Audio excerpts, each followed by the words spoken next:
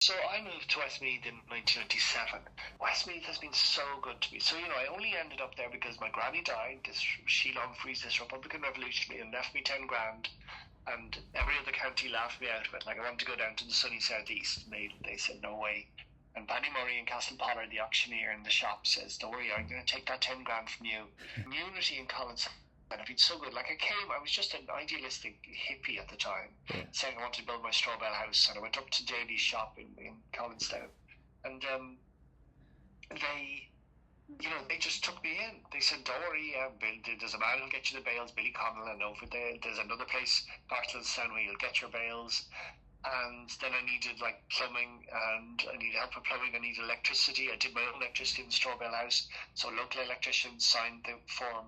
Just that community have helped me in every single way. And to my shame, I don't give much back to the community. I mean, I write about it and I talk about it on the radio, but I'm not. There's a strong community in Castlepollard, in Devlin, Druncree, in Collinstown, and yet I'm not an active member of that. I just sort of benefit from the closeness of the community and people looking after me and me doing my best to keep a watch out for other people. I wouldn't be who I was without Collinstown, because I was very confused when I arrived in 97. I had all these big lofty ideas, but I didn't know how to put them into. I didn't know how to make sense of them. I was just an idealist. I was a dreamer. So it's the act of over 5 or 6 years, slowly building that little straw bale house that I built, and kindness of Westmeath County Council to overlook the fact that I was building this house without planning permission for 5 years.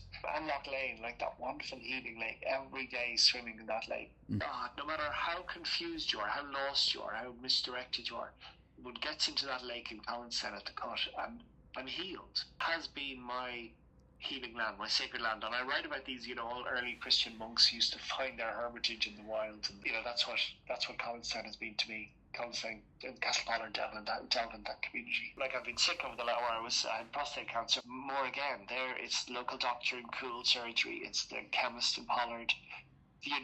It's Mullingar Hospital.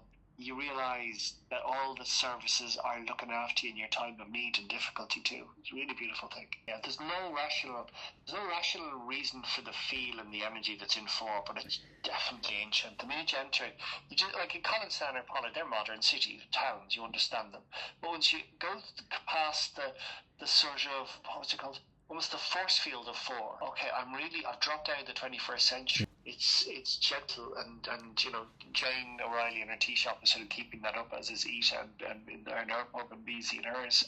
It's funny, it's these wonderful women. It's Ita, Beezy and Jane are the souls of 4 now, keeping the energy of St. Fechin alive, and whatever bombastic 12th century monks went and built the more elegant monastery across the road from 4's little cell. That whole idea of the hidden heartland. So, most people, the Dubliners, they go to the west coast of Ireland and go to the west coast. They want that dramatic thing.